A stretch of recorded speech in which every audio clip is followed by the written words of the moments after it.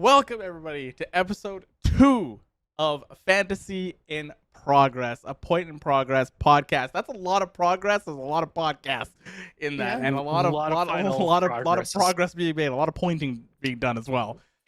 I had to look over to my other monitor to just make sure I got the name right because we're still new here. We're still doing episode 2. We're doing episode 2. Yeah.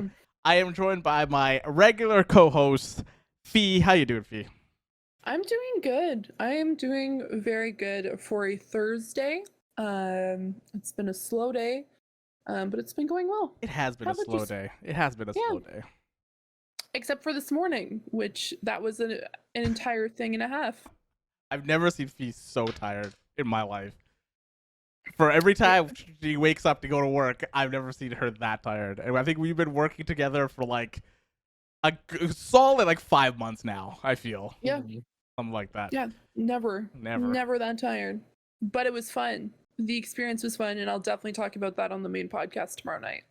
And then on my right is Frank. How you doing, Frank? Good. How are you, man? I'm doing good, man. I'm doing good. I'm glad to be on the Final Fantasy podcast, man. I'm playing Final Fantasy right now as we speak. You know what I mean? Nice. During the podcast. during the podcast. Pardon? I'm currently in Ulda right now, just selling jewelry. Well then. Okay. So this episode for Fantasy in Progress is going to be episode 2, where we're going to be talking about Heavensward. So we finished ARR. We've gone through the post content of ARR. Now we're going to be jumping into Heavensward. Yeah. The first expansion that is still free if you have the free trial. Still free, which is crazy to me. Yeah, absolutely insane. That this expansion is free. After finishing it, it's just like this is free for players. Everybody can play this. It's absolutely insane. Insanity. So I want to go around the table and talk about our thoughts on Heavensward in general. First, I want to talk about the story. So the story ramps up in this one quite quickly compared to A Realm Reborn. There's a lot more voice acting in this one, a lot more acting, and it kind of gives us a clearer picture of like where this game is, somewhat a clearer picture of where this game is going, in a way. So Fee, what are your top level thoughts? First, I want to say, what are your top level thoughts going into Heavensward, coming from A Realm Reborn?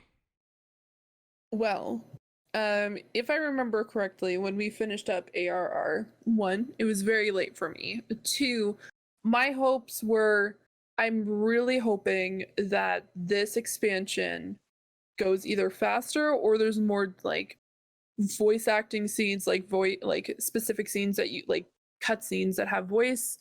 And I really wanted it to show more. Like ARR was great, don't get me wrong, but it was very long. It was insanely long, and I was hoping that if this, which I like, you told me like, oh, this expansion's a lot shorter than ARR, like that's great, but I want it to be action packed, and this expansion did not disappoint the entire time, except for the Moogles. I mean but I feel like when you go through an expansion, I feel like there is a lull period on most stuff. On most, most expansions you go through, there's like that period where just like, I don't know about this. So yeah, so your hopes were like more of voice acting, more of going through the story a little bit faster, and you feel you got that through Heavensward. Oh, absolutely. And I know as a running gag, we all said that this was going to be our dark arc. Yeah. And we could be talking about that. That was definitely very present throughout the entire expansion. And I was hopeful, but at the same time, I think in the back of my mind, it was almost like the story was good, but if it continues the way that it did in ARR, I may have kind of dropped off a little bit because of the pacing that they had in ARR and kind of like just trying, like what they were trying to mend with the original. And so my hopes were we get to see a lot more, and it was definitely experience and a half. Yeah. How about you, Frank? What was your thoughts going into Heavensward? I already kind of knew Heavensward was going to be the better of the two. So I was always kind of looking forward to getting to Heavensward, which made the slog from ARR to Heavensward so hard, because it was like, hey, the class that you want is in Heavensward, so you have to get to Heavensward in order to even play it. And then it was like, oh well, there's more cutscenes and more voice acting in Heavensward, and everybody gets changed up in Heavensward, so you got to wait till that happens. So it was constantly just kind of like, oh man, I can't wait to get here so I can see kind of like the fruition of what ARR was kind of trying to do in the first place. Yeah. And I thought it was doing pretty good, at least in the beginning of it. Yeah, the pacing of Heavensward it's good for the most part. There is that little, like what Fee was talking about, that little part in the middle. I think when you get to the churning mist, it does kind of slow down. But the whole stuff with like Reyes Valgar and stuff like that brings it back up again, because like that's the whole story with like him and Ysael and stuff like that, right? So like that really brings that area higher for me, because man, going through the Moogle quest live, when we were going through it as a group, we were just like, screw this, we're just gonna skip like half of these cutscenes, because it's not I have anything against the Moogles. I don't.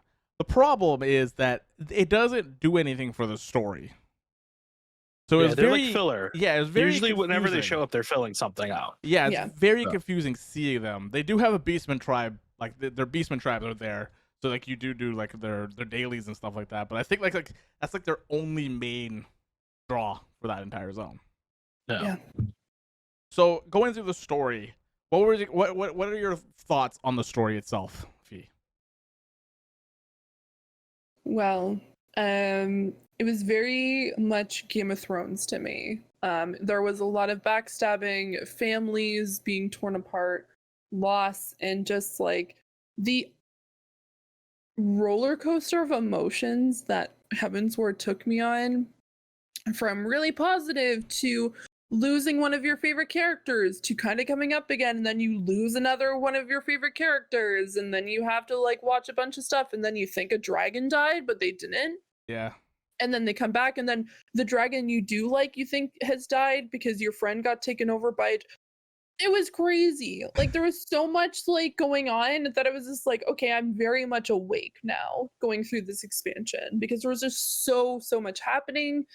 And then there was just there were more times in this expansion for sure that I had to like just take a minute and just like process what happened. Yeah. Including Hoshfon's death, his father reacting to it, and just going through that. It's just, you don't expect a video game to hit you that hard, but like even just hearing about him now just hurts. It just kills me. Just like you, like every so often that character is brought up and you're like, fuck, this was the silly ass character from ARR that I was just like, oh my god, this guy's absolutely atrocious, like just annoying. He was an annoying character to me. Who, Hoshfont? Yeah, I found Hoshfont like just like, oh my god, like you're just acting out. He is the best of all of us. Oh my god. Okay. In a realm reborn, he was still the best of all of us. Okay. When he walks into the room, the room is brighter. Okay. Yeah, he's the closest thing that matches the absolute radiance of just like happiness that the Warrior of Light does. Okay, first of all, I just want to say I was not the only one here who was like, this guy's a weirdo. Oh yeah, I called him Hoochie Man. There we go. I called him Hoochie Man. Frank, but he grew on me, and I want to bring this. I'll bring this up when it's my turn on this, because I have very good thoughts about that exact thing. He grew on me too. Like I love that character. It was just like kind of like the starting of an anime where you're just like, oh my god, this guy's a weirdo, and then by the end you're just like absolutely sobbing because you watched this character who like at the beginning was kind of annoying, but then you like gained to respect and really enjoyed his company, for him to like sacrifice himself. Mm-hmm. And I'm like, this is why and then I'm just like, no. And I'm like just yelling out no at my computer screen because I'm like, this can't be happening right now. And then having to process that and then seeing how his father reacted, like, I don't know if I've ever felt so upset about a video game character before, and then having his dad like adding to that, and just like I took so many screenshots of just the entire scene. Oh my god, Hashifon's like last words. I can't wait to see like your scrapbook of Final Fantasy 14. It's all There's like Amaric. 200 photos. Okay, first of all, there's only 6 photos of that dinner, and we're not talking about that. See, That's Only almost six. 1%. Wow. Only 6. No, but I think they did a phenomenal job, and it's, to me, to a point where I think it's going to be very difficult for them to kind of top that when it comes to Stormblood and my goodness, Shadowbringers and Endwalker for me, because of how He much I doesn't know. enjoyed Heavensward. They don't know. Well, But- for me, like right now, No, I'm like I'm just joking. saying, there's It's just like a YouTube piece- comment I saw of like somebody saying somewhat very similar yeah. about Heavensward, and Mhm. then someone just says they don't know. Yeah, I mean, the Reddit was the same. There was a Reddit post of like, man, I just got through Heavensward. It's one of the best things. I don't think that like anything could really top it. And in the comments, it was like, this person doesn't know. They just don't know. Here's the thing. I am excited to be wrong. Yeah. Because that Oh, yeah. means that they've done their job. Yeah. And that means that they put in the same amount of passion as they did in Heavensward with these later expansions. Yeah. Mhm. So I'm very excited. But yeah, my Uh, long-winded answer was it's insane. There's a roller coaster. It's like GOT. Go for it. It is because Winter's like coming. you look, yeah, it gets that like mindset of like how we watch the Game of Thrones. I'm gonna more do the show than anything else. Where like Yeah. this eluding, this force is coming with like the dragons and stuff like that, and they've been at this war for so long that there's winters, there's everything is desolate, everything is cold, and like this thing is going to be happening soon, and they keep building up to it, which Yeah. is what I really like about it. Frank, what are your thoughts on the Heavensward story? Dude, I honestly love this story so much. It's close to perfect for me in terms of just pacing and in terms of like what you Yeah. get in that actual story itself. Going from ARR to this, it just feels like a leap and bounds change in terms of just tone of the game as well as consequences. Because at least with ARR, at least by the ending of that, you know, with not Nomino or Nomino, right? Nomino, I think her name is. Nanamo. There you go. With her death, and all your teammates kind of getting lost and stuff like that, we all kind of knew that they would try to find a way to kind of bring it back to square one. With like, you know, all our teammates aren't really dead. Nanamo is probably still alive and stuff like that. And by the end of at least, I believe this expansion before the patch turns out to be true. You know what I mean? All that stuff was reversed. But stuff like Hashifant, right, where you meet a character you might not like at first, but you grow to know them, you grow to like them, and you may not like this character 100%, but that character thinks the world of you. To actually have an actual death that actually happens in the game right in front of you, and it stick, was like the first time I was like, damn, we're really doing stuff like this in this game. It was well done. The music, absolutely insanely good. I bought the vinyl today or yesterday, I believe, just because it's some of the best music I've heard in a game, and it fits the tone of just the way the city looks, the fights that you have and all that. It all feels right. You know what I mean? It's one big puzzle that Square Enix kind of found all the pieces and did. Of course, there is some problems, like, you know, the Moogle stuff, and there is some filler in the game, but it never felt like it was too much, like ARR or like later expansions, which we'll get to in other episodes. But yeah, I loved every second of it. Every character in here that's introduced, you know, it's weird because I don't think we liked anybody except for probably Amaric right off the bat. Yeah. Like, we knew Amaric was going to be a bro. I always thought he was going to betray us in some way, but he wound up not. But by halfway through, you kind of know he's going to be a bro. But like people like Estinian, who were like, this guy's a fucking douchebag. I hate him. I He's don't. always You know. ragging on Ysel. He's all the always time. just the edgiest edgelord ever. And then you got Lady Iceheart, who's like obviously fucking wrong and always constantly like, you know, letting people die to get what she wants. Mm-hmm. But it was all done in service of these characters for them to have actual growth within this story. That's the thing. Like for Ysel, she was part of the heretics, Mhm. the group that wants to stop this war from happening. Right, that there can be peace between dragon and man. And then seeing her when you finish one of those quest lines, you go back to Foundation when it's getting attacked, and she has a character growth. Was like, no, there is another way. Yeah. Right, we don't have to fight. There is Yeah. another way we can do this. So Yeah, seeing whether- that was awesome. Yeah, whether it's her talking or technically Shiva, which we'll get to that later probably. It's great, and the way they do the dragons in this, whereas most games like Skyrim or any kind of like games that have dragons in them, they don't really ever give them the allied part of it, right? They're always in the wrong, they're always crazy, they're always just blowing up cities and stuff like that. But I think Heavensward was probably one of the first stories that actually, that I know of at least, that actually kind of made you feel sorry for them, because it's very apparent by the time you get to the end or close to the end that there is a lot of deception that has happened over the years, and we might be fighting the wrong people in this war. Yeah, maybe And- like might be all manipulated. Yeah, maybe we as the Warrior of Light need to step back and look at this war not on the down like as an Ishgardian, but as a whole. Yeah. Like what actually happened to start this war. And that's very interesting because they do that whole thing, that whole story very well with how, you know, what was the war? It's not called the Dragon Song War yet until the next expansion. But what is that war called? I forgot the actual war's name, but it's been going on for 1,000 years, I think. Yeah. Or something like that, right? I think it's that 1,000 years. It's been going on between the dragons and the humans.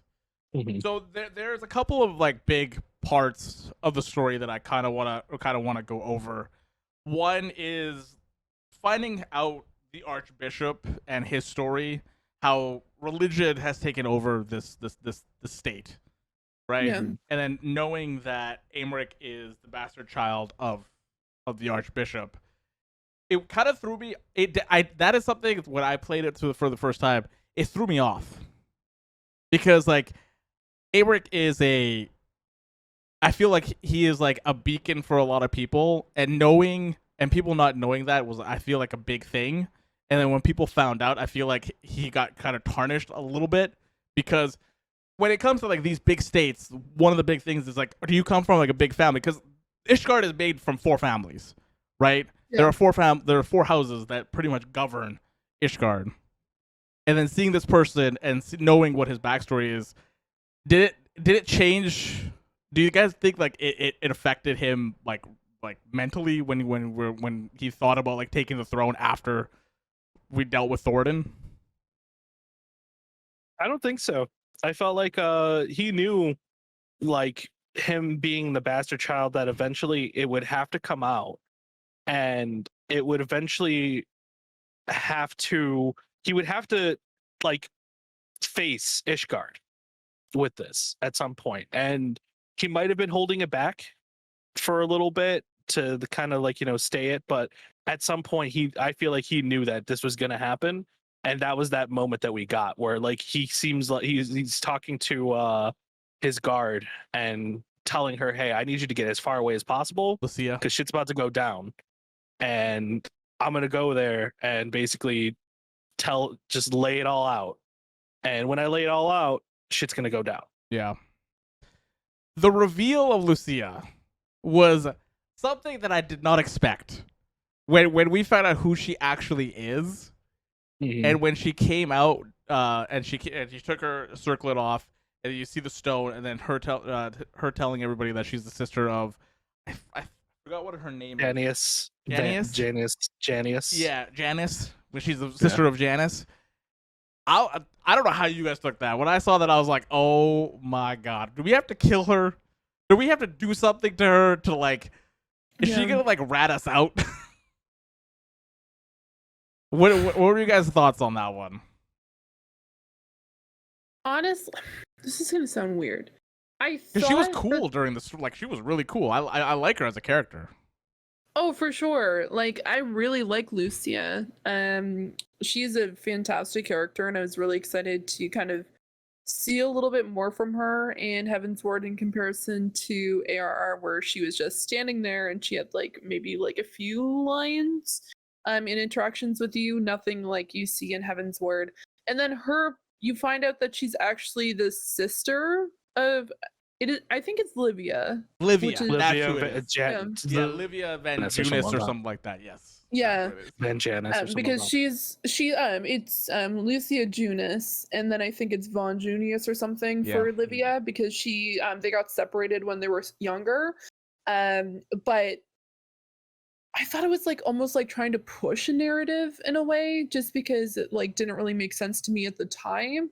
But then after thinking about it, it would make sense for her to like originally come and like go into the Foundation and try to be like pretend to be like a scout, because that was her whole idea, was like she was supposed to be a spy. She infiltrated, but then she became friends with Amric, and she respected Amric and his like group and the fellow knights because they respected her as a person and not just like, oh, you're just an item for us to be able to get information. Yeah. So I felt like she found a home when she went to Ishgard and actually found people that cared about her, because Amric like says on multiple occasions that like he could not do a lot without her, because she does so much for him in regards to handling the knights, dealing with like essentially almost like not so much the dirty work, but like missions that he might not be able to go on himself because of his role and his status.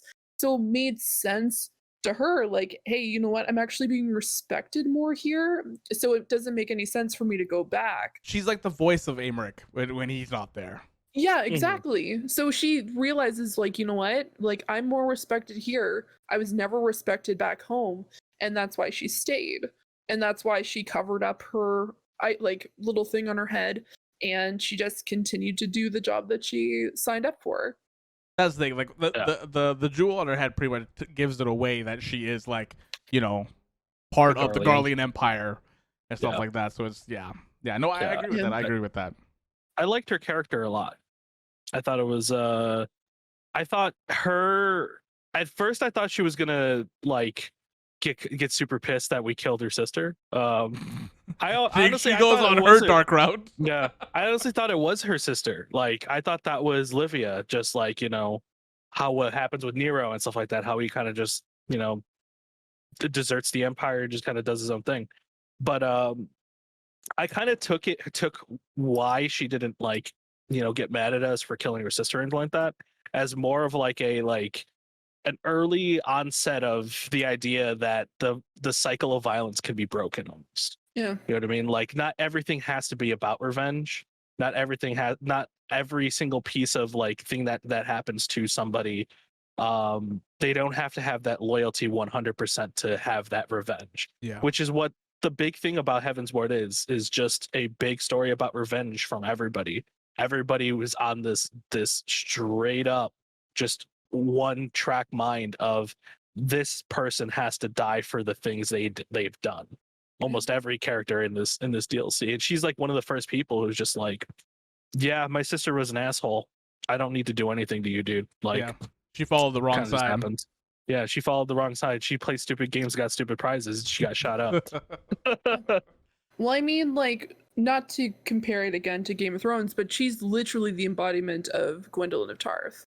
Yeah. Like, she's like literally a character that comes from essentially a house that's not particularly the best of sorts, and then she supported a person who tried to take the crown and was trying to take over. Didn't work out very well for her. Not going to spoil GOT, even though it's 10 years old at this point. But she goes on and then she builds a reputation as working with the Starks and actually like building a friendship and realizing that, you know what, like where I came from may have been like a trail of blood, but now I've actually found a place, and realizing like, you know what, sometimes I need to turn my back on people who I cared about, or maybe even just in lines of like, maybe I've known them for a very long time or I've grown up with them, but I realize that this is not my path. And so I need to realize that there are people who respect me and specifically want me to succeed, which was the same thing for Lucia. So I'm really like, honestly, the very first time I saw her, I'm like, she's literally Brienne of Tarth. I think I even said that. I think when you we were did. I think you during did. it, yeah. Pretty I'm sure like, you did. oh, it's Brienne of Tarth. I'm like, Yeah. sweet.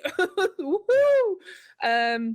But no, it's no. I really like her as a character. This I is- hope later on we see her more. We will. This is the Yeah. beauty of this game, in my opinion, is like even side characters that aren't like main stage characters, like she is. She's not a main stage character, right? No. She's an auxiliary character, but she's written very well, and you can see where they're coming from when she's delivering her lines. Even when it's not voice acted, when it's voice acted, you can see why you care about this character and where she came from and what she had to do to like stay where she is and live her own life instead of being a foot soldier for the Garlean Empire, right? Yeah. And that's one of the things that I love. And that's the one thing, like when you talk to Ysayle for the first time, she's a heretic, and you're meant to like, she's evil because she's going around killing people, and she's trying to summon a primal. She is a primal herself, using like a crazy amount of ether to become Shiva. But then when you go through the story, when you start talking to her, and then you do the whole, I want to get to the dragon stuff in a second here, but that whole story with her at the end, you're like, don't do it. Like when she dies and she does that last thing at Az's Law, you're just like, don't do it. Come on. There's got to be a different way. That crazy 180 that you take for these characters is just it never ceases to amaze me. Yeah. It's honestly probably because, in a way, a lot of the characters in this DLC are kind of right when you think about it. Like Ysayle did a lot of bad shit, but in certain ways she was kind of right in the way she did it. Yeah. And it's not too different from how the people of Ishgard do it, where yeah, they are getting attacked by dragons a lot and innocent people are dying, but the way they're also attacking these dragons are also getting innocent people killed. Yeah. They're right because they're defending their people, but they're wrong because they're doing it for the wrong reasons. And the same thing with dragons is like they're killing innocent people, but they were victims of, breaking treaties and stuff like that. So everybody is kind of in the right. So you can't really hate anybody in this DLC for doing what they do because everybody's at a standstill. It's a fight that's been going on for years and years and years, and nobody's doing anything different. Yeah. And I think Ysayle's probably one of the only ones to try to do something different. Yeah. Yeah. What do you think, Fee? What do you think about Ysayle and the character development? Man, at the beginning, I thought she was crazy. I mean, that's what you're kind of told, right? Yeah, because no, she's absolutely. going around kicking ether and then trying to summon Shiva, and you're like, this is bad. For everything that we've learned from A Realm Reborn, that summoning primals is a bad thing. Yeah. I mean, we fight her in a post ARR, like pre Heavensward. Yeah. So when we see her come back again, we're like, oh my fucking god, this person again. But I think there is a specific quest line that you do, like in the main story quest in ARR, where she kind of has her own monologue, and she explains the fact that like, you might think you're doing what's right. You might be going on this quest and doing these things because you think on paper what specifically your thoughts is, this is what I should be doing. But this isn't correct. There are multiple different like ways to do this, and the way that you're doing it, you might think that it's just, but it's not what should be happening. This is what, like, the calamity should have happened. We should have all been destroyed. Like, this doesn't make any sense why we're still here. And so you need to take a step back and think, like, am I doing the right thing? And so you kind of, from that particular quest on, you're kind of thinking about, like, okay, am I doing what's right, or am I doing what, like, everyone's saying is right at the time, or the people who I'm surrounding myself, or, oh, this might be the most just and might be great for us, but we kind of see down the line with a group of adventurers that we'll be talking about that even though it might be crazy to us, it makes sense to them because at the end of the day, they're saving themselves or they're specifically saving a group of people. Or even like you said, it doesn't matter. Like, yes, we have our own thoughts, but everyone else has their own like ideas and own like vision on what's happening and what should happen in the future. So you're kind of dealing with that throughout the like Heavensward, because there's 5 different people or like 5 major people who all have their own ideas and thoughts, and they think like, man, the calamity should have happened. Oh, I should kill all the humans. Oh, all the dragons should die. Like, while it might not make sense to us, it makes sense to those characters, and it kind of drives certain characters insane. But with Ysil, I thought that her like line of thinking, and then just going into Heavensward where she's all on board because she finally gets to see her like past self's love, even though we find out unfortunately that's not the case. It's just a representation of his past love, but it's not actually her, because she's a primal and not actually a reincarnation, where it just kind of like breaks her, because she thought for the longest time, if not since her like existence, that she thought that she was this particular reincarnation, but that wasn't the case. Yeah, and so she has to rethink everything. Yeah, she's our first idea. Like, I believe when that happens, it's the first time we're introduced to the idea in this DLC that there are 2 truths to the story. No, absolutely. And her truth was that she was always told that she can, the primals were the actual, person that they're reviving, and that she was going to be the vessel of Shiva, which wasn't the case at all when she finds out the truth. But it also, no. And I think that's the point where we were like introduced to that idea back in ARR, when she addressed like there's multiple views and multiple situations that are happening, and this might not be the correct one, the right path that you're going on, where she's realizing like, I should have taken my own words, because there's been so much that I've done that has caused the life of multiple people, like hundreds of people at this point. She like did a bunch of stuff to specifically, until she kind of had her reckoning, we all like were working together, but then she realized like all of this was for nothing and I was wrong the entire time. And then her trying to redeem herself by sacrificing herself. Could there have been another way? Sure. Did we have a healer in the party? Absolutely. Does it make any sense that we have a healer and we still can't save half of these people? Absolutely not. But that's a whole other thing. Final Fantasy, what the hell? Hey, she got shot with a cannon. Dead is dead. She got shot with a Garlean cannon. Dead is dead. Or Allegan cannon, right? She got shot with some Garlean. It's Garlean. It's not Allegan. It's Garlean. Yeah. I've seen a healer put down a freaking bubble. I don't care anymore. Like, you guys could have protected her. This makes no sense. Look, I couldn't protect her. Okay, that was not my class. You're a gunsman. Like, you have a gun. What are you gonna do? Shoot a Garlean ship? What is it gonna do? My fucking bullets kill people, bro. I end lives. I don't keep them going with it. You're not the healer. You are not the healer in our group. No, but I digress. I think she was a very good character, and we got to see, her entire story was really, really well done.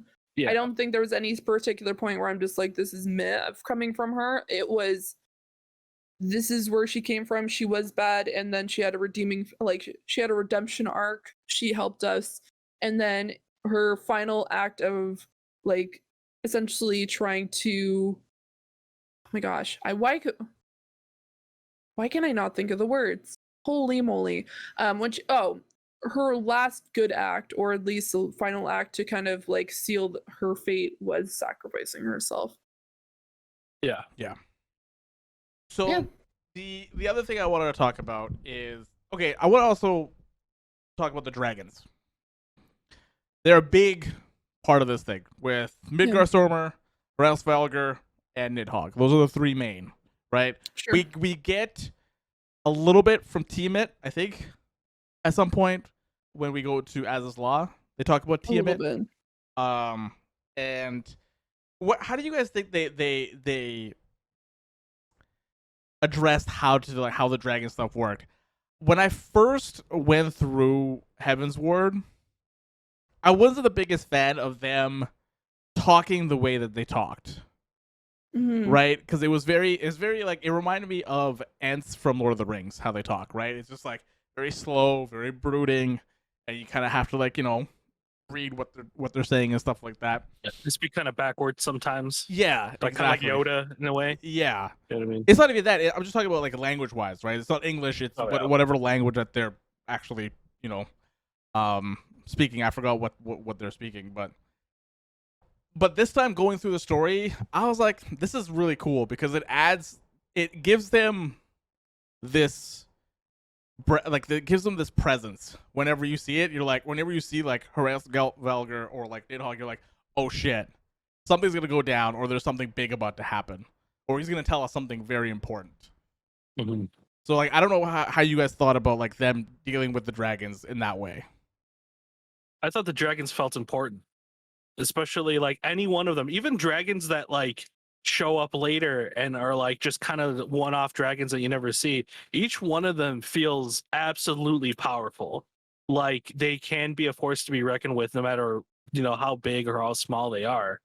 But even just by the way they talk with their voices, they're just loud. There's a lot of reverb to it. They're bassy. You know what I mean? They're big. They're scary.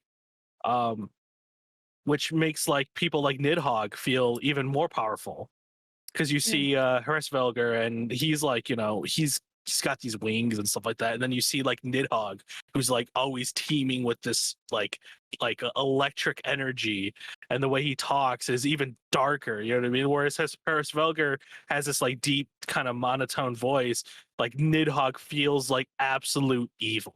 Yeah, because of so much rage he has inside of himself, right? Because of every time he talks, you can't help but be like, fuck. I hope you don't have to fight you right now. Yeah. I agree with that. What do you think, V? I definitely agree with Frank. The voices and the way that they addressed it definitely made them seem larger than life. So even though it was a little bit jaunting at the beginning, trying to decipher like, okay, they're not actually speaking anything I can understand, and that I just need to actually read what's being like said instead. It took me a little while to get used to it, maybe like a quest or two, but once I actually kind of like settled down, I'm like, okay, this makes sense. And then I just kind of put it as that's just the noises that the dragons are making, and then continuing on. But I did really appreciate the fact that they really showed the representation of like either like how wise the specific dragon was, with I think it was, oh my goodness, Heresvelger. His voice is like really deep and powerful because he's one of the older ones. You see the same thing with Midgar Sommer, even though he's just a little tiny baby. He's a little tiny baby. Just like, I mean, he's still very old as well, right? Yeah, like, he's no. old. He's been stuck in limbo for a long time. But when Keeper of the Lake, he's fucking huge. But I know what you mean. Like, he's like your little minion is right. So. You're just like, but even if you look at like Vidofnir, right? Like that, she. I think it's a she. Vidofnir, I think is a female dragon. Yes. Yeah, that's what I mean. Yeah, I couldn't remember the name. She is like a side character, but like you still feel like when you go to Annex Shrine, you're like, and you see her right there, right before you get in there. You're like, okay, yeah, like these guys are like, even it's not even just Heresvelger, it's not even just Nidhogg. These dragons are still larger than life. Oh, absolutely. Yeah. Which like got me really excited because I'm like, dragons, yeah, and they're not like trying to either make them all evil, where you see a lot of that in World of Warcraft. Like a lot of the dragons are mostly evil, because we saw that during Cataclysm. But then we got to see, like, there was definitely some positive ones, mind you. But just having those interactions and conversations and being able to kind of like reason with the dragons, and then realizing like, I know that you've been, which is it's the dragon. Is it the Dragon Blood? Like, what's specifically the name of the war? It's Dragon Song. It's Dragon Song. The Millennia War is Dragon Song, which I looked it up and it is called Dragon Song. So the entire thing is called Dragon Song War, yeah. So the patch is just to end the Dragon War song. Yeah. But the entire war is Dragon War song. Or the Dragon, Dragon Song. So you see like the dragons who were so set in their ways for so long, being able to realize, like, you know what, we understand that there has been bad blood on both sides, but the only way to be able to move forward from this is actually to work together as a team, except for Nidhogg. Yeah, we'll get to Nidhogg. You also have to know where Nidhogg is coming from, right? Like this Yeah. is his sister. I think it's pretty much his sister. That I think it's Tiamat is his sister. That's been pretty much taken out of the picture, and she can't move. She can't do anything, No. and she has to live there. On, Yeah, she has to live. like, She's stuck where she is for all of eternity, right? Yeah. and she chooses to do that. And she as chooses well. to do it now, right? She chooses that. So like you could just feel like Nidhogg, just like one of his own, is being tortured in his mind, being tortured and can't be set free. Like that's rage inducing to him, right? And you can feel it every time. Every time he's in the room, you can feel that. Yeah, and they play on this too. And the idea of that the dragons are the first people, I believe, and I could be wrong on this, in the story to kind of be the ones to forgive what's going on. Like they do wind up wanting to help you first before the actual archbishop and anything does. And that says a lot in the context of the story, that a war started by humans, in reality, the dragons were the first people to actually be the one to go, okay, I will give you forgiveness. Let's just have a world of peace. Yeah. Yeah. So on that note, so the two big story before we end the story stuff, two big moments in the story. Obviously, Haurchefant's death. That is one of the biggest things in my opinion when it comes to oh my god. It's for you, Haurchefant. In fact, actually, got a little bit of liquor here. Oh my god. Hold on. Let me just grab that really You quick. have I got a tequila little bit of I should probably not have a lighter right next to that. No, probably not, honestly. Got a little bit of whiskey there. I'm just gonna go ahead and just pour one out for the homie here. Let me just a little bit. Where are you pouring it? On his keyboard. There you go. That's for you, Haurchefant. I am scared. On that note, yeah. So the death of Haurchefant was one of those things where when it happened the first time, it hurt like crazy, because this is a character. He is your. No, he's like, you are his light at the end of the tunnel, yeah. right? He is. Yeah. He looks up to you. You are one of the most important people in his entire life, because every time he sees you, he sees that there is a chance that this war can finally end. And then seeing him go down, and even his last words to you are just a hero. A hero. A smile's better fitting for a hero. A hero. Yeah, a smile is better fitting for a hero. A smile better suits a hero. That's the one. Exact words. Yeah. And then you smile at him, and then that's like his last thing that he sees, which is like, it hurts. Like it sucks that he's gone, but like the way that they treat his death made me so happy, because they gave a shit about his death. Right? Yeah, it's the first one that's actually kind of permanent. Yeah. When you think about it. Yeah, they gave a shit about his death. They put this character out there, and they gave him his pretty much his own scene after you finish the vault. Pretty much his own scene. Mm-hmm. And yeah, the one thing that really broke me was the father. When you go back, and he's trying to rationalize it in his head why his son is dead. Right? Knight is supposed to serve. Knight is supposed to sacrifice himself for the country. Right, for the greater good. And just hearing like at some point he doesn't even believe that, and he just like, why is my son gone? Mm-hmm. And it's just like, it's it's almost like he did everything right, like he was still betrayed by his own country. Yeah, that's what. Yeah, because it kind of feels like that, right? It kind of feels like that. And then seeing his grave at Karthus, I think is the perfect place to put it, because like Alphino said, it pretty much looks all over Ishgard. Like he's looking over Ishgard when you put his shield down and stuff like that. So I don't that one hit me hard again the second time playing through it. So like I just wanted to like do a quick kind of thing, like what you guys thought about that entire scene after the vault. So when you finally like the Archbishop, you finally confront him, and then what all that entailed afterwards. I was fucking pissed, man. I was so pissed. I was like, I want to shoot this man in the face, in his dumb old face. I hate it. I like I said, Hashafant was one of those characters. Is just like, hey, he grew on you, man. Like all characters in this DLC, they all kind of grow on you. Yeah. And their individual deaths hurt because, like, right when you think that they finally kind of hit a spot where they're like, okay, I've hit a new arc as a character, I've grown. That's where they kind of bite it. You know what I mean? Like with Lady Iceheart and Hashafant, especially Hashafant, because like we're all joking with him, we're laughing with him. You know what I mean? We're meeting his father. His father brings us in, takes care of us. You know meet his father. You meet the two brothers as well. Yeah, and you do quests for them. Yeah, you do quests for them. If you're Fee's character, he flirts with you. It's true. Yeah. And it sucks, you know, like without Hashafant, honestly, I can't think of where the Warrior of Light would have been or how he could have got to where we got to by the end of Heavensward without him. Yeah. Or without that family altogether. The crazy thing about that is that I forgot which dungeon it is or which raid it is. It's in Heavensward.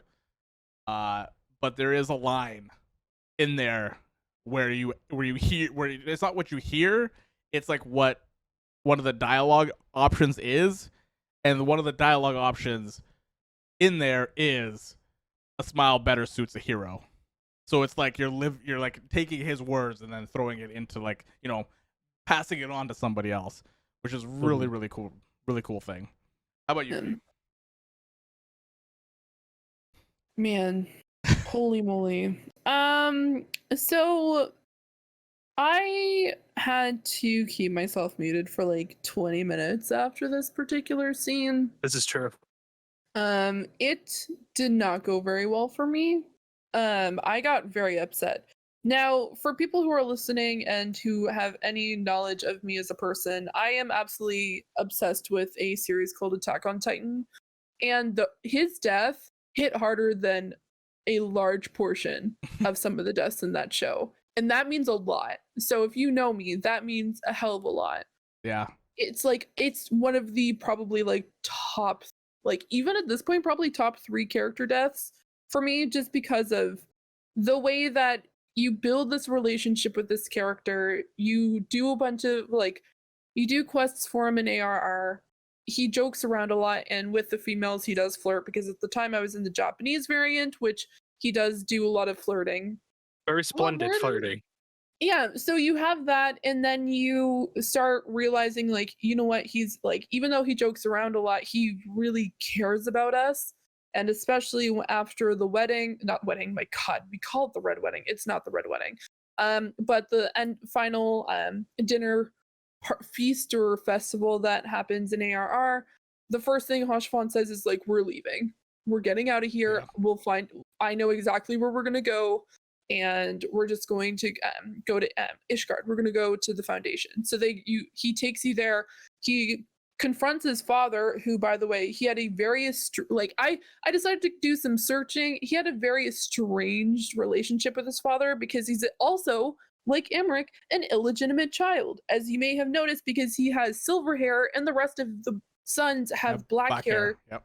He's not an illegitimate son. He's not part of House Fortom. He's not. He is treated as a outsider for the majority of his life, and then he's finally deemed a knight of Fortom when he dies. And I think the reason that is also true is because he is in Karthus and he's not in Ishgard. Yeah, right? He's on the he's on the outside. Yeah. Hitting that like Ishgardian politics of like, he's not good enough to be part of the elite. Yeah, he's literally Neroi Wall. He is in a snowy area. He is a illegitimate child, and he's just sent out into the snow. And they're like, deal with this area. You might not know it. It's very small, but deal with it. And so just building that, like, him, like, risking his, like, very small relationship with his family to save us and to find safety in the Foundation and in Ishgard, and then just fighting alongside us to the point where he sacrifices himself to make sure that we continue to fight the good fight, and that we continue to save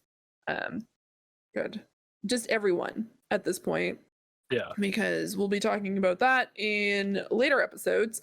But you just do so, he does so much for us, and I think it's kind of almost not really understood until he dies what he specifically risked when he brought us to Ishgard, like brought us into the Foundation in Ishgard, and then presenting us to his family, because then his dad even confirmed it. He's just like, I almost didn't let you in. Like, I debated it quite, like, substantially, and then at the very end, when his dad decided to have, I thought I was okay. Like, I finally composed myself. Then we got to his house. Yeah. The House Forton. Mm-hmm. My title, I think it's forever going to be Knight of House Forton. Yeah. Because, like, that is, whew. Yeah, he was a special character. I think out of up until like this point in the story, right? Because there's characters obviously who did this later on, but up until that point, he was kind of the first character to actually treat us as like a hero by like just kind of association by what we've done at this point. Because everybody that we surround ourselves like Alphano and stuff like that, they've been there. They were there fighting as well. They're as much as a hero as we are, but to Hashafant, we are something of legend at that point, and we are truly a hero to him. And that's why those last words kind of hurt a lot, because it's like, you know, we're the hero, but like we're watching one of our fans die in our arms. Yeah. You know, so that we can go on. I wouldn't even consider him as a fan. I would consider him as a friend. Oh yeah. By the end of that, oh yeah. Yeah, because he did so much for us, and then we dealt with his silliness for a long time. But then just like, he was one of our companions, he was one of our friends, and then he ended up dying. And I man, whew. Oof. That hit way too hard. Like, I even get teary sometimes when I think about it. I do too. By the way, too. And I love watching other people's reactions to it too, because like I know a lot of people are going through the game for the first time now too, and seeing other people's reactions on YouTube and stuff like that has just been, it's been something like special. Just like, and every time they say like, "Oh my god," I like the disbelief that people see, like I see on people's faces, is maybe I'm a sadistic asshole or something, but it just makes me like, yes, these characters are supposed to make you feel something. Oh yeah, 100%. And I feel like this game did it. And what's weird about his go ahead. No, you continue. What's weird about his death, right, is like Fee reacted with tears, I would guess, right, Fee? Correct. 100%. I didn't react with tears. I was anger. I reacted with anger, but I think that was kind of the point. Yeah. Because my reaction was one of just how every other character reacted in this game when somebody died. Like how Estinian acted when his family died. He wanted revenge. How Nidhogg reacted when what happened with Tiamat. I can't remember her name. With how Ishgard reacted to how the dragons attacked everybody. It was one of revenge. And it kind of put everybody into a different perspective once I realized that, of how, like, you know, it's sad, and I felt really sad about it, but I immediately wanted to kill whoever and make that person pay whoever did this. And it was like, I thought there, like, man, we're no different than everybody else in this damn DLC because everybody is out for revenge on somebody. Yeah. I was just gonna say, what's the name of the what's the name of the the instance that we have to do to get to that particular The scene? vault. The vault. I just want to say, I want to just quickly do a side note. So I was going through Duty Finder the other day, and Lucas said like, "Hey, do you want to run the vault?" And I'm like, "Sure." I don't sure, by all means. And then we get halfway through, and then I'm like, "Wait a second, no." And what's funny is at that point, Harv was in Discord with us, and I'm like, I completely forgot that this was the actual dungeon. Usually you don't think that it's behind a dungeon. It's just like a cutscene that you go through, right? So I just forgot. Exactly. I had completely forgot because I completely I just put that in the back of my brain because I didn't even want to think about that dungeon. And then I'm like, oh my god, I'm taking you to the scene. Like this is the first time that he's playing through the storyline. This is the first time he's going to see this. And I just hear from the other room, Hashifa, no! Hashifa, no! And you know right when that fucking spear goes through him, you know he's dead. Like, you know it. Yeah. Because there was so much blood. The blood and just his facial expression and him falling and like the absence of music as well when it happened. You just like, those are just telltale signs of like, yeah, this guy's not gonna make it, guys. Yeah, he's not gonna if that beam was good enough to go through a thick Ishgardian shield, which is meant to fucking repel dragons, you know, if it goes through Hashafat, it was gonna be fatal. Yeah. Yeah. Do you know what I need to do now? Like right here, like you'll see that there's a blank spot. I need to like paint his shield and just put it like right there. I wonder if I can get. I wonder if I can get a display of his shield or just him. No, get a display of the Night to Remember, the portrait. Oh yeah, the one that you get, right? Yeah. Oh man, I want to get a display of all like the Final Fantasy expansions, ARR, Heavensward, Stormblood, and then Shadowbringers. That'd be I so want fun. the one that I have currently in my background. Let me see. I can even unlock my phone to do. Yeah. I would buy print or like some disc plates if they had like did you see the vinyl I showed you guys earlier? The set, like how each expansion has its own art for each like vinyl. Yeah. I would like those art pieces because they all look really good. Yeah. Oh yeah. So going away from Hashifan's death, let's go to the last part of the story that we're going to talk about, and then we'll talk about the job stuff, and then I want to do one other thing before we end, is the Archbishop. The whole thing. Fuck that guy. When it comes to the Ascians, when it comes to the Archbishop, and finally fighting him. It just seems like everybody is just believing Ascians at every fucking corner you go. But we did get rid of 2 of them by the end of this expansion. Mm-hmm. Right? I forgot their names already. But we got rid of 2 of the Ascians. Yeah, because we killed La Habrea in ARR. We did Nalabreus, I think the instance is called. The one where you like get sucked in and then you have to like LB the like, little star thing. Yeah, we got him out of the way. I forgot who the 2 Ascians were. I know one's a woman and one's a guy, but I forgot what their names were. Yeah, I'm looking that up. Yeah, overall they were pretty forgettable anyway. Yeah, because like the one of the problems that I have with the Ascians while I was playing this is that there's so many of them, but there's not enough character development for half of them. That's where I have a problem. There are like, I feel like La Habrea had some sort of like character development, right? Again, when we go further into the story, we're going to see more character development from other ones and stuff like that. But it is that coming together moment where you fight Thoradin and him taking the sword with the eye of him thinking that what he's doing, like he's judge, jury, and executioner at this point. Just like what, in my opinion, the church is. Right? His power is absolute. And what I wanted to talk to you guys about, like that moment when that happened, when we killed the Ascians, and then he comes in with the big ass coffin, does the coffin dance. Yeah. Do do do do do do. Exactly. Just like dance. I looking back on it, I just see so many parallels just to how no different anybody is in this DLC. Like, yeah, the Archbishop loved, Ishgard and stuff like that, willing to do anything to end this war. Yeah. Even do some shady shit, and it's no different from how Nidhogg is acting.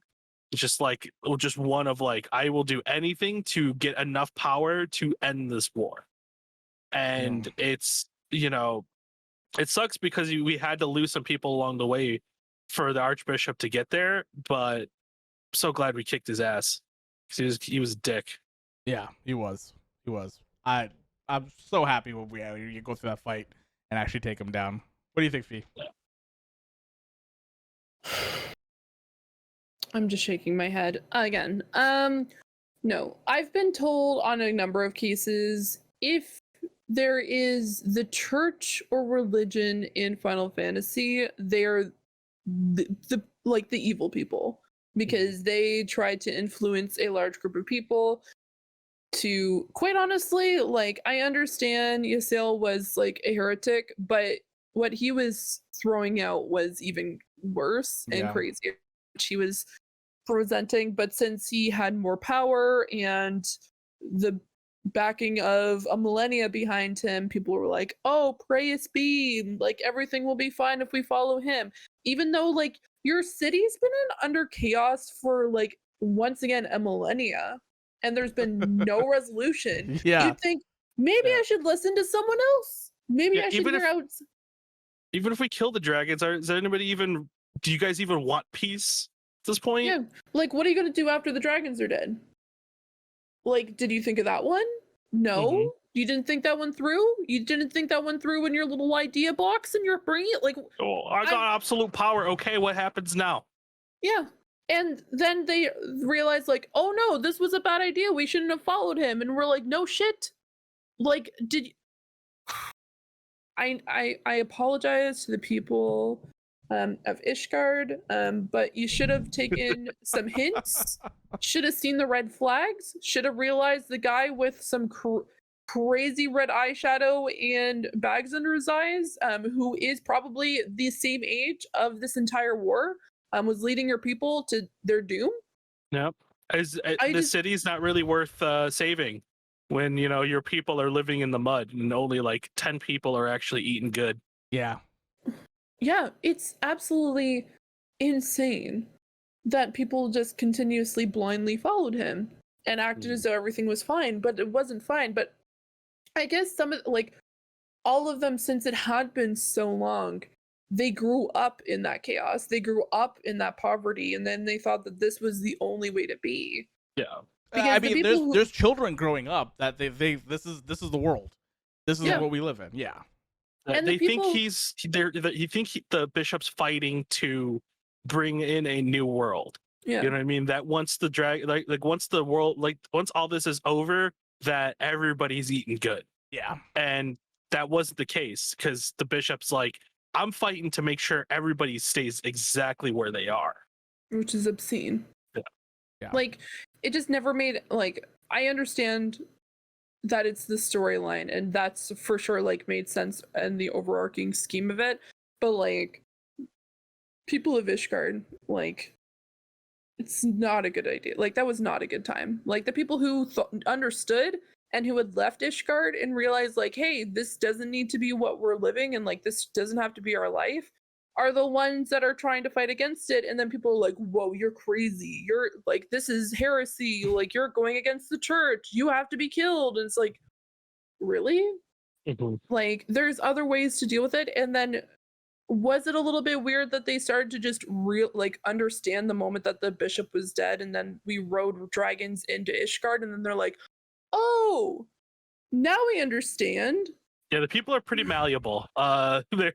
Their minds. Yeah. We do have to remember that this whole thing is built on one big lie, that the four houses were just people who took out Nidhogg, when in reality the four houses are all just people who were just there. That's the thing. Exactly. When we had that big cutscene in the past, it was the four houses. It was Fortomp and all the other three houses as well. saying like we can't when we go back we can't tell him what happened here, right? We can't say what the king did because the king just left. The king right? said, "Fuck this shit, I'm out, dude." And I think he Like, became a Azure Dragoon, and he just left, right? Yeah. So, yeah, it's all built on a lie that finally comes crashing down. And sure, yeah, I feel like there's gonna be like turmoil, like there always is, and stuff like that. But for like the future of Ishgard, I think it's probably the best course of action that they can have. Oh, for yeah. sure. Yeah, 100%. No, it makes sense. Give it back to the people. yeah, exactly. I do want to shout out to his knights because as much as I hated them, and when we went through the vault and we were fighting them, I'm like, man, it's really cool that they're all chess pieces. They look sick. I fucking hate you, but you look sick. You look awesome. You're great. I hate you. You probably like, I 100% think you should die. Like, you're the worst type of human beings. But you know what? You look pretty sick because live chess pieces are pretty cool because it reminds me of like Harry Potter and Karazhan, which is a raid in World of Warcraft. Yeah. But you suck, and I hate you. So, but now we came into Heavensward. We finished Heavensward. We're going through Heavensward, and when we did, all three of us changed jobs, right? Sure did. Fee came in as a paladin, changed to Dark Knight. Frank came in as a bard, changed to machinist. I came in as a white mage, and I changed to astrologian. So how was that? How has the job change treated you guys, and what do you guys think of the jobs while you guys are going through Heavensward? We'll start with Fee first. Well, the Dark Knight story quest was probably, if not one of the best story arcs in Final Fantasy XIV when it comes to just the character storylines, what you have to go through, and then just like even some of the quests, like the quest lines were really good. But even as someone who had played World of Warcraft, like this storyline was one of the best that I've seen. It threw me for a loop. I was really on board for it at the beginning. You meet your teacher or person, your guide, Frey, who is trying to make you push yourself to realize like, hey, you need to like, you haven't fully accepted the darkness and you need to, like, you haven't pushed yourself to a specific point, and you just need to fully embrace it, which is kind of difficult as the warrior of light, by the way. Like, it's just like there's a little bit there that's just like, I kind of need to weigh this out, and they're like, you need to completely get consumed yourself with the darkness, and you're like, but I'm the warrior of light. I don't know if you know this title I have here, but this is something I kind of need to follow. But then everything just like shatters around you, and you're like, what just happened?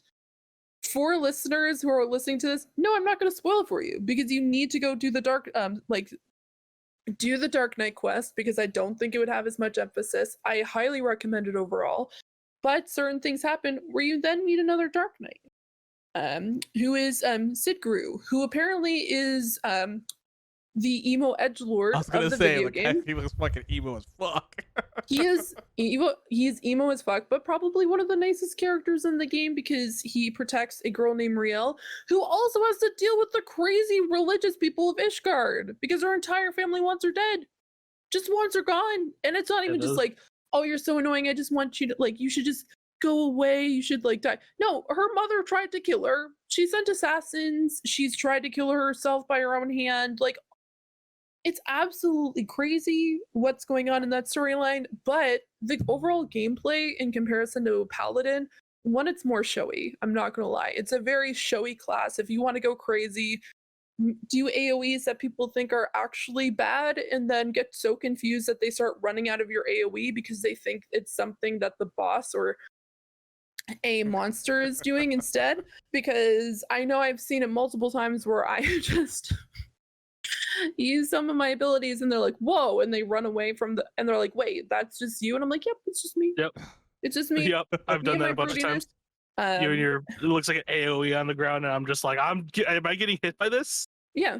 No, it's definitely like, I am so happy that I swapped from Paladin. Like, yes, the Paladin storyline's great, and yes, I still will probably level Paladin up to 80, but the Dark Knight is I'm so happy I swapped over. And I know Harv was the person to recommend it. He's just like, you'll like Dark Knight.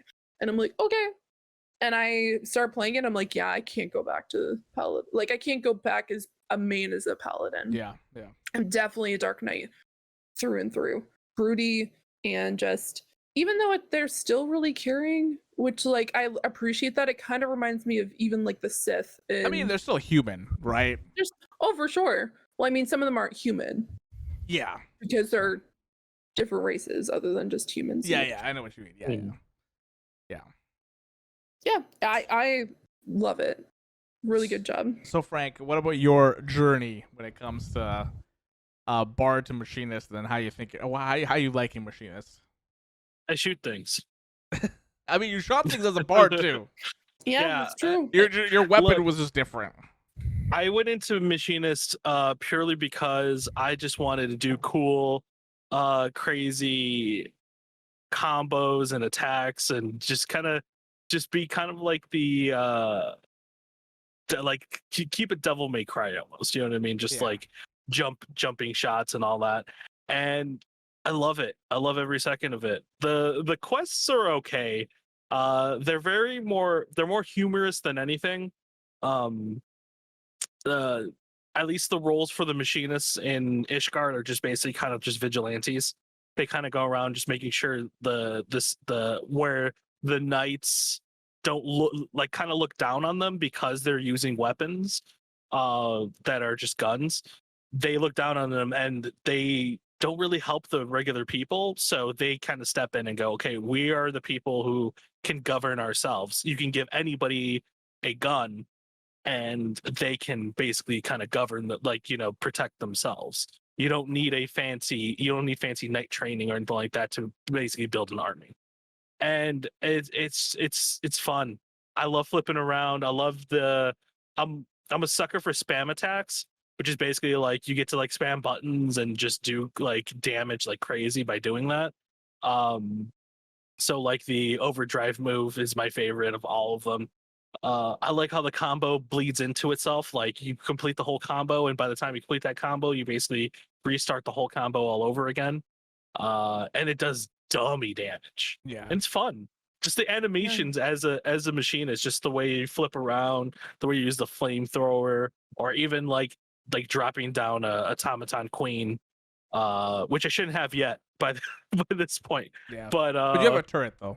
Yeah, I had a turret at the point at that point. Yeah, it's just so much fun that you're constantly doing something, and being a ranged player, you can focus a little bit more on the map of like AoEs. Like, okay, there's this AoE here, while everybody's kind of moving around trying to figure out, okay, we have to move this boss here and there. You're constantly putting down damage because it doesn't matter where you are. Yeah. You're constantly just saying, okay, boss is constantly in my range, so I should be hitting them while they can't. It's just a lot of fun. It's a lot different from now that I'm playing Samurai. It's just a totally different mindset, and it's pure fun. There's not a lot you really have to worry about as a machine. Yeah. No, that's true. My journey from I've done an Astro before. Astro was completely different in Heavensward when I played it back then. Mm-hmm. But I actually like I the more I play Astro, the more I like it. Mm-hmm. The problem is I'm still not used to like hard duties. Like when we went into like Nidhogg Extreme and stuff like that, I'm still more focusing on healing than I am like card management, which is something I need to like break my mind at some point and just be like, card, boom, then go back to healing. Because they are considered the off healer, unless you have a scholar, then they become a main healer. But yeah, Sure. I'm excited when Endwalker comes out, where they retool Astro and they retool some of these healers, because they need to get retooled if they're gonna shift them from barrier to full on heals. The next thing I wanted to talk about were the fights. The last thing I want to talk about are the fights. The main fights. So there is Ravana, Bismarck, and Thornton's Reign. Those are the three big fights in this game. So I'm more looking at the primal fights than anything else. Okay. I want you guys to talk about the three and then rank what you guys would go for 1, 2, and 3. I'll be honest with you, I don't even remember these fights, man. It's So- been a minute. So there's the Bismarck fight, which is the big whale, right? Okay, I remember that, yeah. Ravana is the Vanu people. It's their primal, where he's got like the little lightsabers, and you go in the hive. Okay, yeah, the big like beetle guy. Yeah, and then Thoradin is Thoradin's reign, which is you fight Thoradin, and he turns into a big dude, right? So like, if I had to rank them, I would probably go Thoradin first, because I love that fight, because that fight has great music, and just the aesthetic of the fight is done so well. And then I would probably go Ravana, because the Ravana music is good, but I like the vibe of that entire area. When you get into that fight, it just feels it feels different from a lot of different fights, a lot of the other fights. And then Bismarck is last, because I think Bismarck, I see what they were going for when it came to the Bismarck fight. I just feel like they missed the mark on that one, because it doesn't feel like you're fighting Bismarck. You're fighting the minions of Bismarck, and you're just fighting the environment. Yeah, you're just more there. Yeah, he's just there, kind of type thing. So I think that's kind of where I'm at when it comes to those fights. I agree with you on that, 100% actually. Yeah. In terms of like your ranking there too, because I'm like, I don't really like Bismarck to the point where I completely even forgot it happened.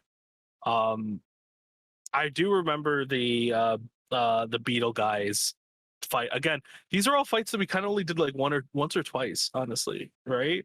Well, you only do them one time for the story, yeah, right? But there are and then EX going versions. back if you want to, you know, do that. Yeah, I mean, I will definitely have more to say in terms of the fights when we get to the Dragon Song stuff. But in terms of like regular Heavensward ones, yeah, I agree. Like with your ranking there. Yeah. With those fights, yeah. How about you, Fee?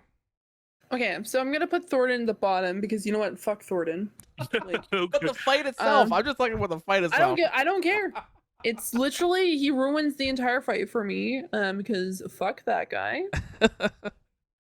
Well, he does have the best bird in EX though, so. Sure, he does, but you know what? Still don't like him. Fair. Which I think we're probably gonna do tonight. I think we might jump into Thoradin. Yeah. But yeah. Fuck that guy. Huh? Fuck that guy. I would put Ravana second, because just not memorable. Like, cool, he has like lightsabers. Like, I don't know.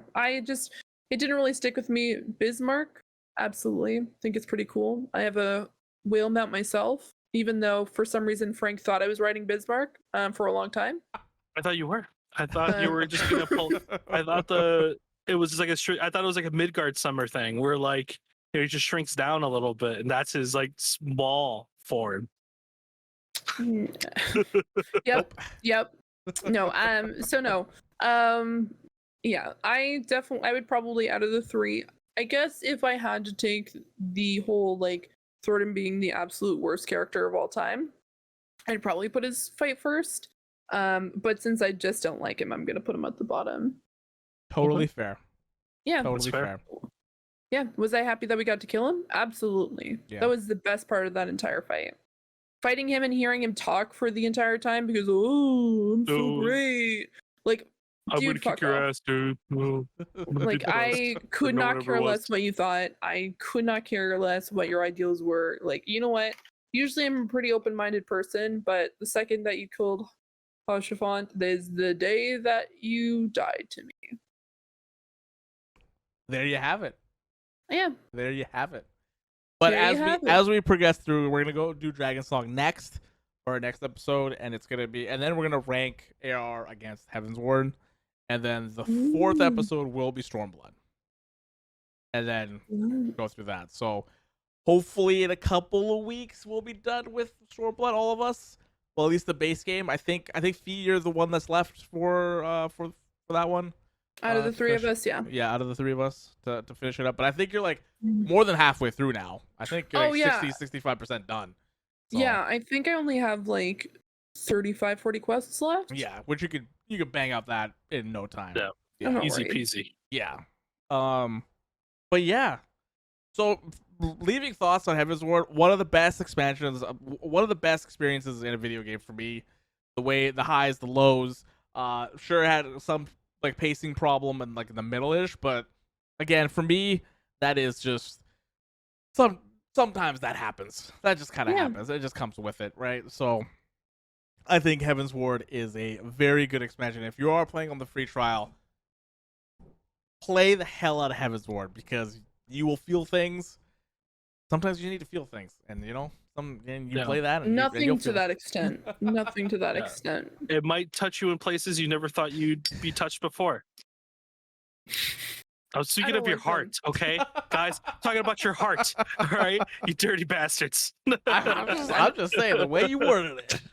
I don't know what you're talking about. I hands down the most emotional person on this podcast.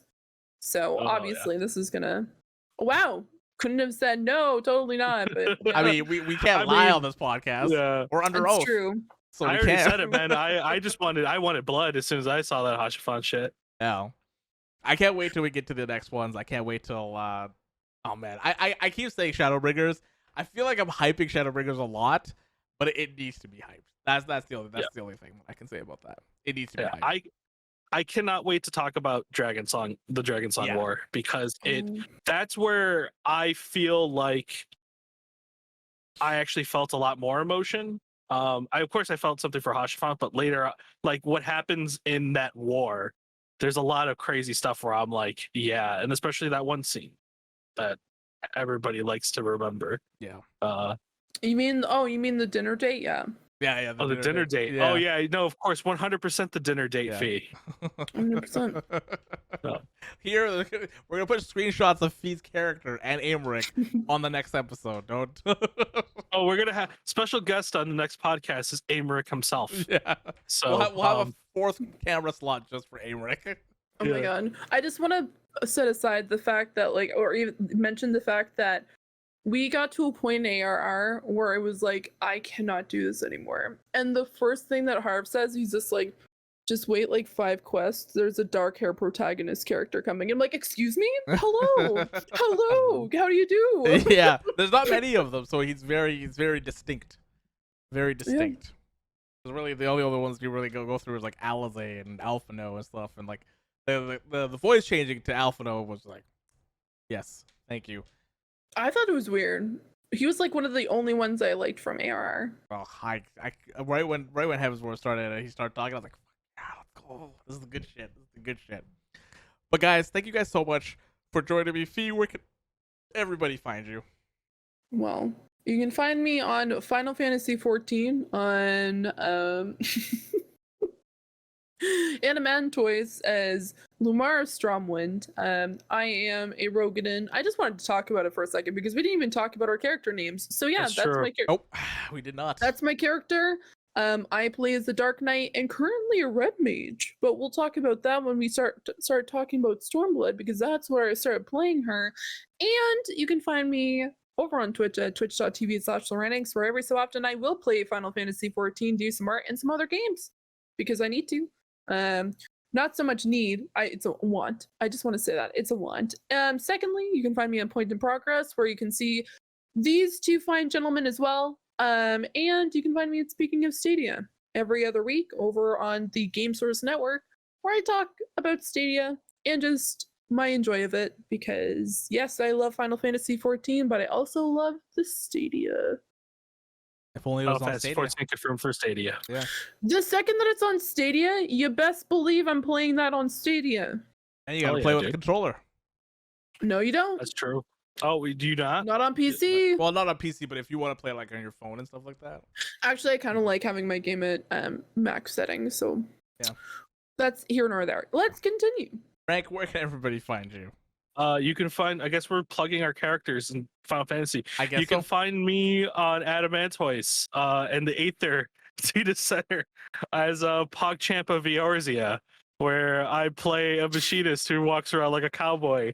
Currently running around as a samurai, because I hit level 80 way too early. Shadowbringers, so I have nothing to do on my machinist right now. But you can also find me at Point in Progress, or Point in Progress, as I called it earlier,